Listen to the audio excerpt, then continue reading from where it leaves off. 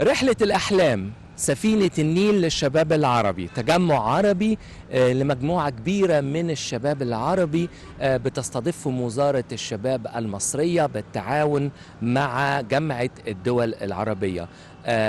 رحلة نيلية هتبدأ من أسوان، الأقصر، قنا، المنيا، سوهاج، وحاجات كتيرة هنعملها في رحلتنا معاكم. هيكون فيها مزارات سياحية عديدة، معابد وغيرها من الأماكن الجميلة اللي موجودة في مصر، وكمان هيكون في ورش عمل مختلفة ولقاءات فنية هيكون الغرض الأساسي منها تعريف الشباب العربي بالحضارة والثقافة المصرية، وأكيد زيادة التعارف والألفة ما بين الشباب العربي والإلمام بالقضايا العربية البيئية والدولية. معانا على شاشة الفضائية ولقاءات حصرية مع كل ضيوفنا من البلاد العربية. خليكم معنا.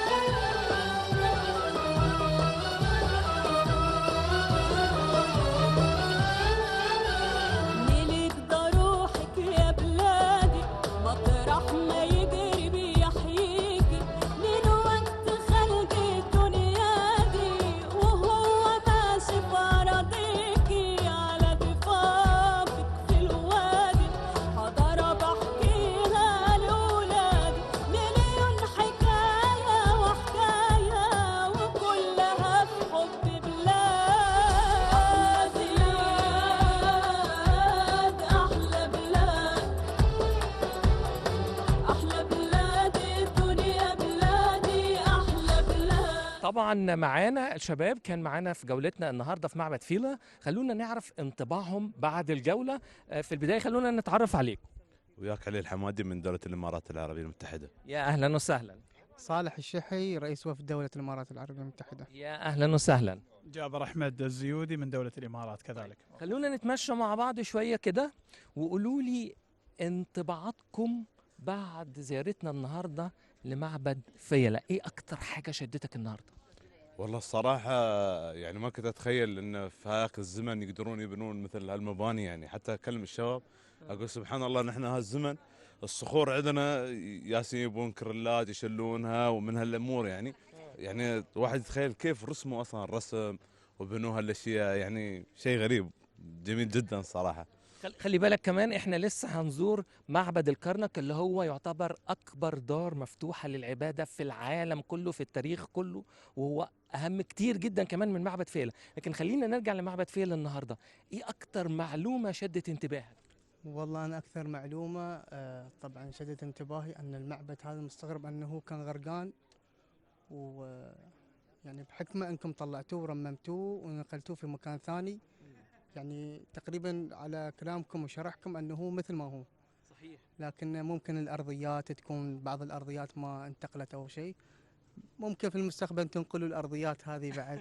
هو فعلا المعبد كان يعني علشان كان بيحصل فيضانات لنهر النيل وقت بناء السد العالي، فتم نقل المعبد. رحلتك وزيارتك النهارده لمعبد فيلة، لو هتبعت رسالة لصديق ليك في الإمارات بداية مين هو الصديق وهتكتب له ايه في الرساله؟